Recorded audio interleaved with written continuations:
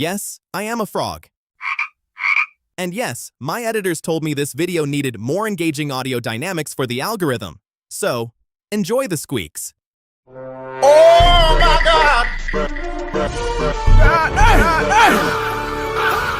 Oh my God! But structural noise aside, let's get into why we're actually here today.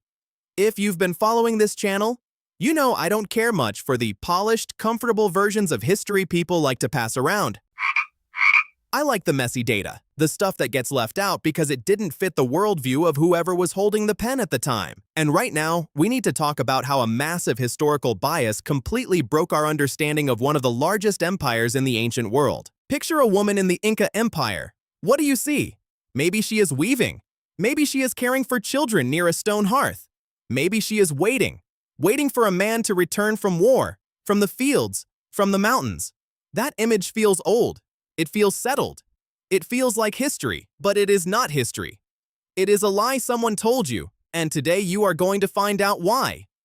The Inca Empire, Tawantinsuyu, the Four Regions, was the largest empire in the pre-Columbian Americas.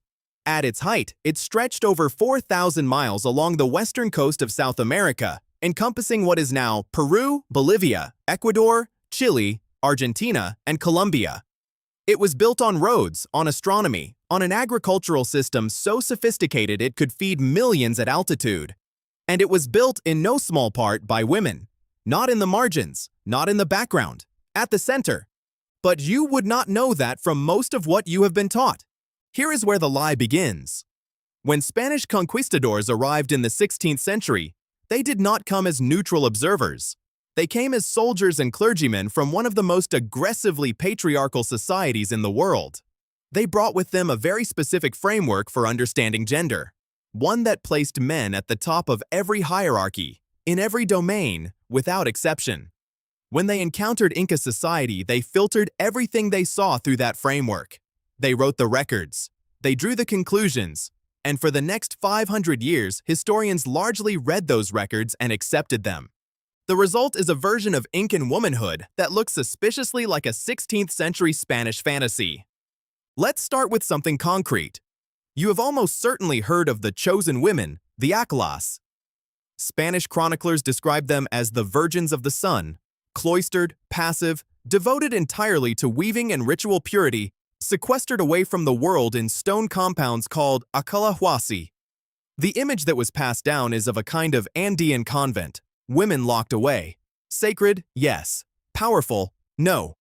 But that is not what the Acllas actually was.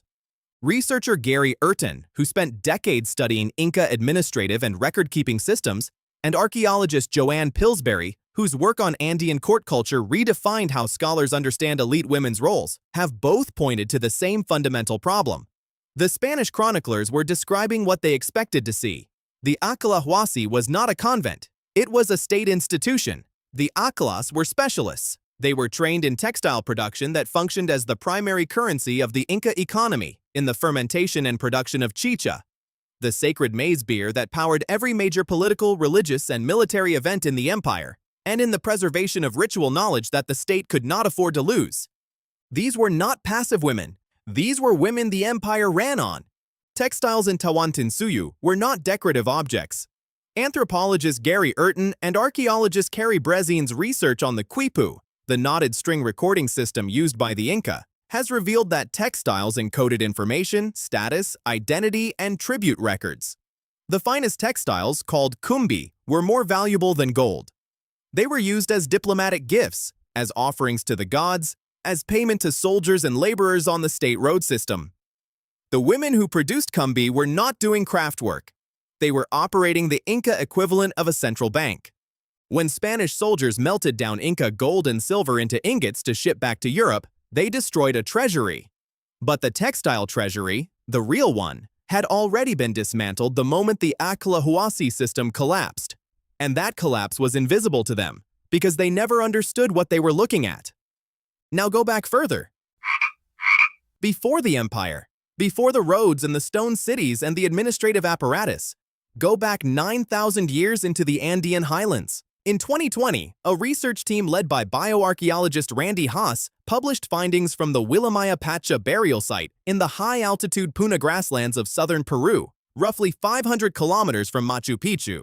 They excavated a burial that included a complete toolkit for big game hunting, projectile points, animal processing tools, scrapers. The burial was initially assumed to be male, as hunting burials almost always were. Then the skeletal and proteomic analysis came back. The hunter was a young woman, between 17 and 19 years old. She had hunted vicuña and other large Andean animals at extreme altitude. She was not an exception. After the publication of Haas's findings, the research team looked back at other burial sites across the Americas and found that nearly half of all individuals buried with big game hunting equipment were female. Half. For decades, archaeologists had looked at those burials and assumed male. Not because the evidence said male, because they expected male. The bias was not in the ground. It was in the people doing the digging. This matters for the Inca, because the Inca did not emerge from nowhere. They emerged from thousands of years of Andean cultures, the Wari, the Tiwanaku, the Chavin, all of which had their own complex relationships with gender and power. When you discover that Andean women were big game hunters 9,000 years ago, you are not just learning about prehistoric Peru. You are learning about the foundation on which every subsequent Andean civilization was built, including the one the Spanish arrived to conquer. Let's talk about the Koya. The Koya was the principal wife of the Sapa Inca, the emperor. Spanish chronicles describe her as a consort, a ceremonial figure, a queen in name only. But that is not what the sources actually say when you read them carefully. Historian Susan Niles, in her work on Inca royal estates, and anthropologist Irene Silverblatt, in her landmark book, Moon, Sun, and Witches, one of the first sustained scholarly arguments for the genuine political power of Inca women, both make the same point. The Koya was not a ceremonial figure. She held real administrative authority. She managed her own estate, her own labor pool, her own network of political alliances. She presided over ceremonies that were not secondary to imperial rituals. The religious calendar of Tawantinsuyu was dual. The sun was the domain of the Sapa Inca. The moon was the domain of the Koya. Neither was subordinate to the other. They were parallel systems of power. Silverblatt argues, and the archaeological record supports, that gender parallelism was a foundational organizing principle of Inca society. Men and women held parallel roles, parallel titles, parallel ritual authority. The Spanish did not understand this because their own society had no framework for it. So they described only the male half of every institution they encountered and called the female half decorative. The result is that you grew up with half the history.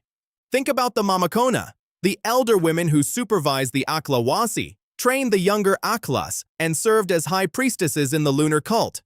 They appear in Spanish chronicles as caretakers, housekeepers, essentially. But their actual function was closer to something between a Supreme Court justice and a cardinal. They adjudicated disputes within the Acllas. They controlled access to sacred spaces. They transmitted religious and technical knowledge across generations in a society that had no writing system, which means oral and practical transmission was not supplementary knowledge. It was the only knowledge. Lose the Mamacona and you lose the archive. The Spanish did not see any of this as power because it did not look like the power they recognized. It was not a sword. It was not a throne. It was something older and in many ways more durable. Now, ask yourself why this matters today. Peru is a country where the legacy of Spanish colonialism still shapes what gets remembered and what gets erased. Where indigenous women, Quechua-speaking, Aymara-speaking, from the same highlands where that teenage hunter was buried 9,000 years ago, are still among the most economically marginalized people in the country. Where the dominant cultural narrative about Andean women has been shaped not by Andean women themselves, but by 500 years of outside interpretation. Irene Silverblatt put it plainly. The Spanish conquest did not just conquer a territory. It conquered a gender system. It replaced a parallel structure in which women held recognized, institutionalized authority with a hierarchy in which women's roles were redefined as domestic, secondary, and sacred only in the most contained sense of the word. The woman you pictured at the beginning of this video, weaving quietly, waiting patiently, she exists. She is real. But she is not the whole story. She is what a particular kind of power wanted you to see, so that another kind of power could stay invisible. The real Inca woman built the currency of an empire with her hands. She buried her hunting tools beside her when she died on a mountain at the edge of the known world. She held the moon while the emperor held the sun. And she ran an institution so essential to the state that when it collapsed, the entire civilization followed shortly behind it. You were never told to picture that woman. Now you know why.